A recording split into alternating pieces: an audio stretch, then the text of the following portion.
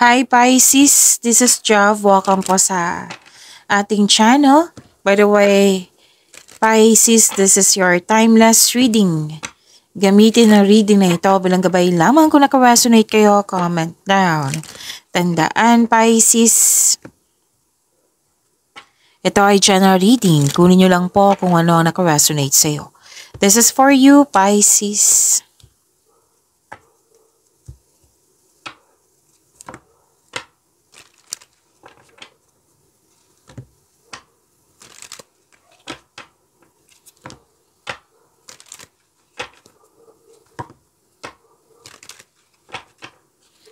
Para po ito sa iyo, Pisces.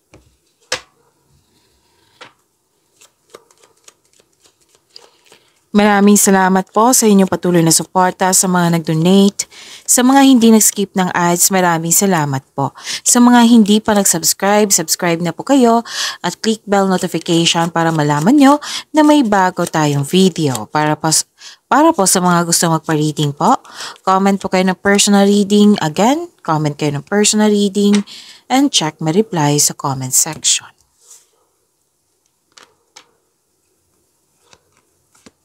Ganda naman, Pisces. Natuwa ka, oo, sa favorite person mo kasi napatunayan niya sa'yo na loyal siya sa'yo at very supportive sa'yo. Or di kaya may bago kayong gamit, bagong pet, bagong kasamahan, bagong kaibigan na magaan ang loob mo sa kanya. Nakita ko din dito ng ilan sa inyo na hired as katiwala. At may nakita ko dito, nagbigay ka talaga ng tiwala sa isang tao. Nakita ko dito na nagkaroon po ng positive opportunities, things going your way, good luck and good karma, and success, opo, may recognition. May nakita rin akong pagtipon-tipon po, may community, may reunion, meeting, party, special event, public event, yan.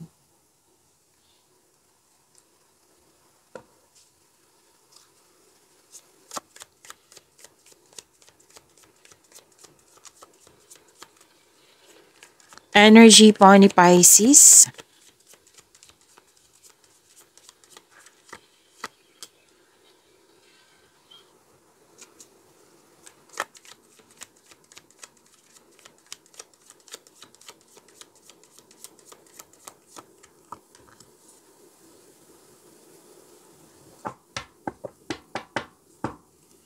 Para sa mga bago dito, kung may napansin kayo na repeating message, yan po yung pinupush ng card sa inyo, Pisces. Like for example, nanood kayo sa inyong monthly gabay tarot reading, weekly gabay tarot reading, daily, at dito din. At may napansin kayo na repeating message, yan po yung pinupush ng card sa inyo na kailangan nyong bigyan ng atensyon, solusyon at aksyon kung maaari po. So na yung energy ni Pisces.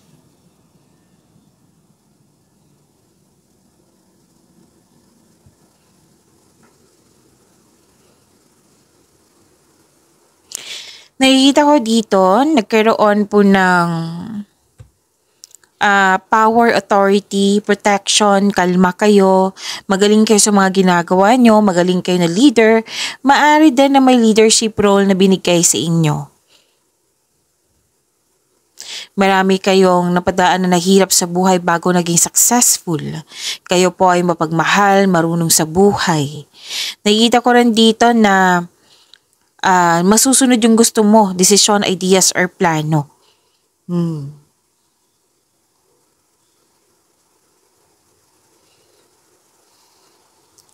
May sabi po dito na babala po sa ego clashing, may concern sa isang tao, pero both of you, sa isang tao to ha, both of you, gumagawa naman ng paraan dito na gumagawa ng aksyon, okay? Nabigay ng aksyon.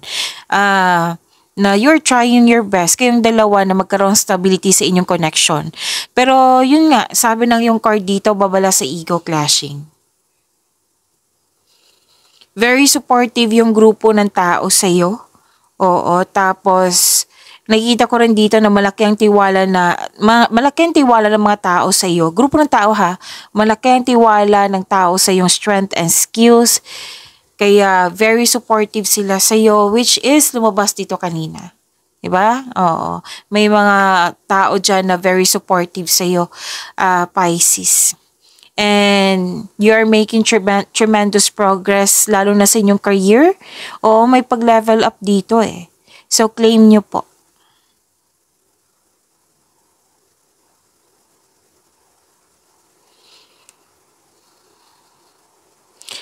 May hinihintay ka. Pwedeng may sacrifice or gumagawa kayo ng desisyon. Oo. Pero, pwedeng natagalan to. Kasi, pinag-isipan mo siya ng mabuti. Oo. Or di kaya ay nagkaroon ng hesitation. So may parating na pagsasakripisyo or pagsusuko. Pero yung sabi ng card dito bagamat ihanda ang sarili kung karapat-dapat ba ito. Pag-isipan niyo po ng mabuti. Time for reflection, konkretong plano yan. Makatulong po iyan. Kasi sa time for reflection po, sa mga hindi pa nakakaalam, andyan po yung sagot eh. Andyan yung sagot, andyan yung solusyon, andyan din yung pahinga. Oo. Yung ma-energize ka. Kung meron kang time, kung magkakaroon ka ng time for reflection, at makakabuo ka ng konkretong plano. Yes. So, why not na i-try nyo? Kasi nakakabuti ito sa'yo, time for reflection. Lalo na't marami kayong niisip hanggang sa nag-overthink kayo. Tapos, yun po, para makawala ka sa overthinking or overanalyzing, time for reflection. Nag-iisip ka dito eh. Pwede nagkaroon ng stagnation na parang hindi ka gumagalaw na malalim ang iniisip mo.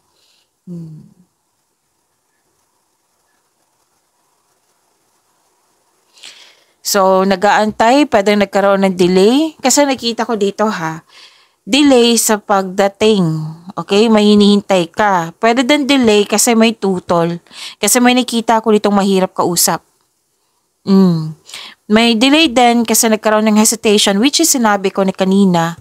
Pwede din nagkaroon ng delay kasi may suspension. Yung kumbaga, mamaya na. May ganyan. Pwedeng hindi ka ready. So, invest your time wisely while you wait. And invest your time talaga na yung kung pwede na wag nyong ipagpaliban. Kasi kailangan harapin eh. Hindi naman sinabi dito na kailangan magmamadali ka na gumawa ng plano, action, ganun. So, take your time pero don't hesitate too long. Kasi kung magkakaroon ng hesitation, delay na yan.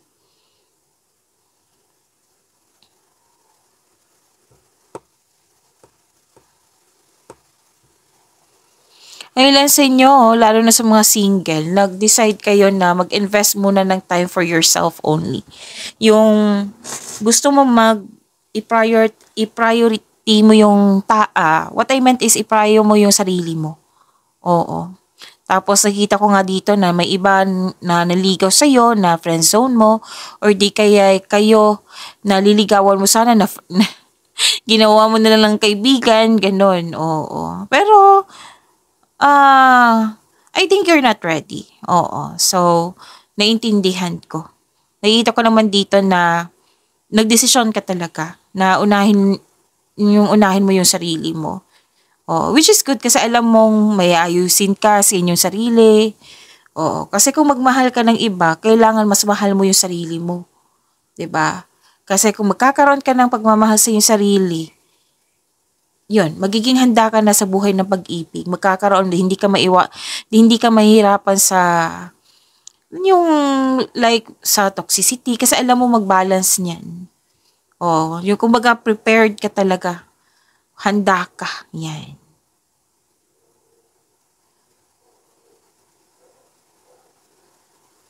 Sa mga relasyon, may nakita ko dito, pwede din hindi to sa relasyon sa buhay pag-ibig like sa partner mo, sa romance. Pwede din to sa pamilya, sa kaibigan, sa taong malapit sa'yo. Nag-iisip ka dito na worth it ba magstay kasi ilang years na. So meaning to say, you want growth. Pag-usapan nyo yan, relasyon yan Kaya nga pumasok kayo sa relasyon, hindi lang puro saya. Syempre may mga challenges na dyan kayo magkakaroon ng growth, maturity. Dyan kayo magiging stronger. So pag-usapan nyo, sabihan mo siya, I want growth.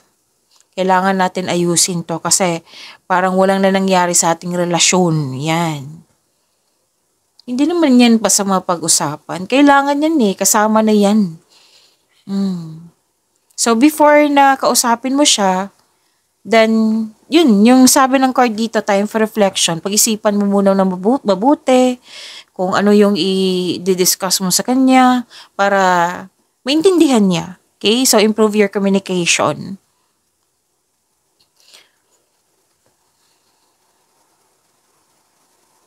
Pwede din nag-aantay ka ng dito, response what I meant is, pwede nag-aantay ka ng contract or opportunity. Oo. Na hanggang ngayon, hinihintay mo siya na kinukonsider mo as delay. And sabi ng yung card dito, kailangan hintayin. Kasi sinabi naman ng card na dito na process talaga siya. Alam mong kailangan hintayin. So instead na ma-disappoint, instead na magkakaroon ng disappointment, kasi magka-create yan ng blockages why not i-invite nyo? Yung tinuturo ko sa inyo parate, kung parate kayo dito na positive affirmation. Na dumating ka na sa tamang panahon kasi kailangan kita. I-recite nyo kung pwede. Tapos wag po daw kayo magdesisyon agad na mag-invest or maggasta sa isang bagay. Kailangan yung pag-isipan ng mabuti kung ano man yan.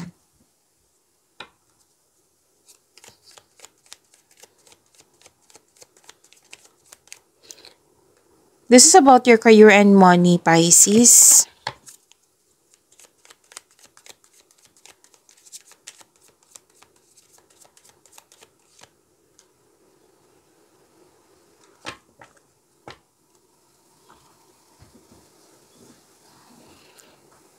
Gusto niyo mapag-isa dito. Gusto niyo tapusin niyo agad yung trabaho mo para makapag-isip ka.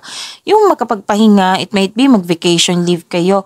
Kasi gusto niyo magkaroon ng soul searching. Kasi naghahanap kayo ng sagot, naghahanap kayo ng solusyon sa inyong problema. Or kung ano man yung concern mo. So, ang sabi ng card dito, nasa iyo na yung sagot, nasa iyo na yung solusyon. Kung gusto nyo maniwala sa ibang tao, magtiwala muna kayo sa inyong sarili. Magtiwala muna kayo sa inyong talino at experiences.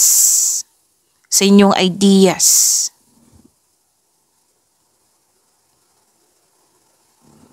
Feel free yourself para makapag-isip ng maayos. Kung nais mo ng promotion or you're making business investment, yun nga, hindi mo na kailangan ng pahintulot to move ahead.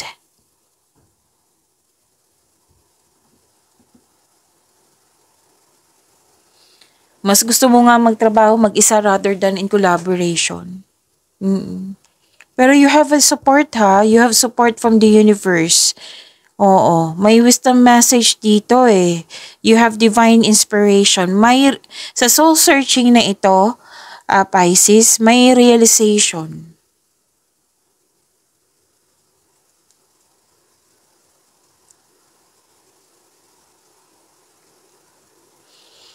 Maraming ideas, clarity.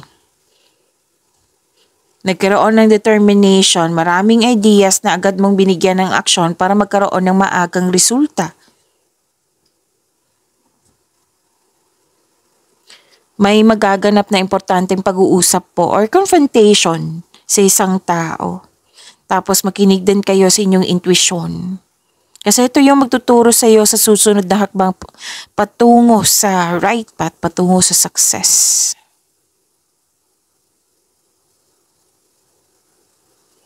Napapansin mo rin na may improvement sa communication skills mo at napapansin din ito ng ibang tao.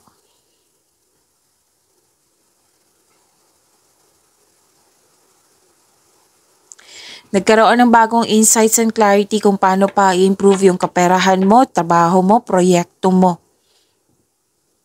So gusto mo talagang pag-isipan na mabuti kasi gusto mo ng promotion, yung pag-level up sa inyong career and money.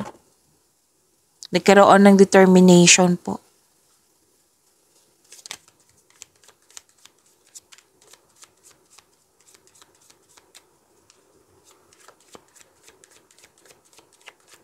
Love life, self-love, partnership, and romance ni Pisces.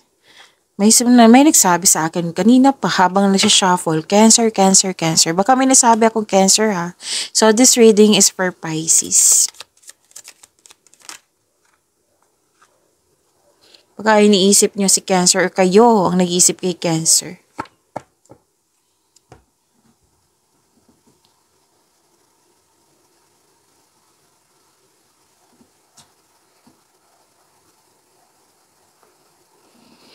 Bakit malungkot kayo dito? Pwedeng tapos nito ha, or pwedeng nangyari ngayon. Ano to grief, sadness, challenges, or struggle. So sabi ng card nyo dito, your emotion is valid. Wala namang mali dyan. Oo.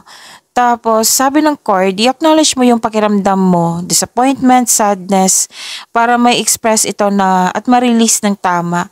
Kung kailangan iiyak, then go ahead. Kasi crying is a very healthy thing to do. It relieves stress, ease pain, and cleanses our soul. Kailangan mong i-process ito. And baka kailangan ng pagtanggap po and forgiveness po. Yan, isa sa kung magkakaroon ng healing, basta ang process niyan is kasama talaga yung pagtanggap at forgiveness. Okay? Single ka man, may relasyon sa buhay mag-asawa. Kasi mukhang may loss of connection Loss of connection, loss of things, or loss of opportunity. Pero most likely, connection to. Pwede nangyari na to ha. Pwede mangyari pa lang. So, sana'y maiwasan or ma-overcome nyo. Pwede nangyari na ito na pinaalala sa'yo or naalala mo.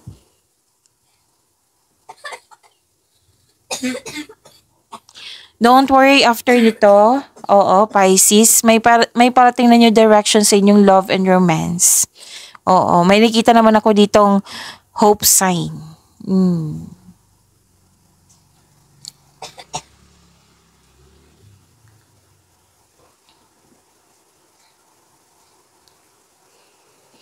Sa mga single dito, may magiging partner ka na stable na sa buhay, lalo na sa kaperahan po. And sobrang generous like you. Oo. Pwede din partner nyo na person nyo po, na na-reach na niya yung financial maturity.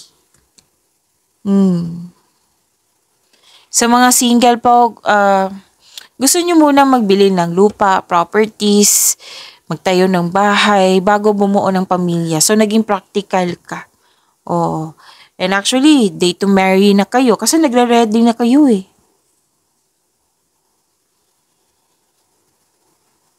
So, andito pa rin yung bakasyon po. Or, bibili kayo ng regalo that pampers you. Which is, sumabas dito kanina, natandaan nyo na bibili kayo ng gamit na makapagbigay sa iyo ng pamper, yan, na magiging happy ka. You deserve it. Okay? You deserve this. And this is also, wealth and generosity. Yes.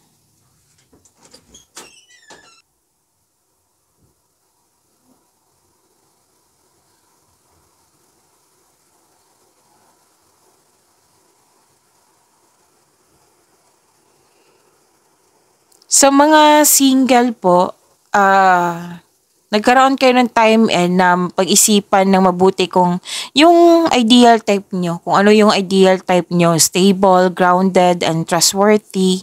Yan. Sa mga marelasyon sa buhay mag-asawa, sabay-sabay kayong nagtayo ng trust and stability, ayaw nyo ng away. So this card tells you na you need to take things slow if you want the relationship to last.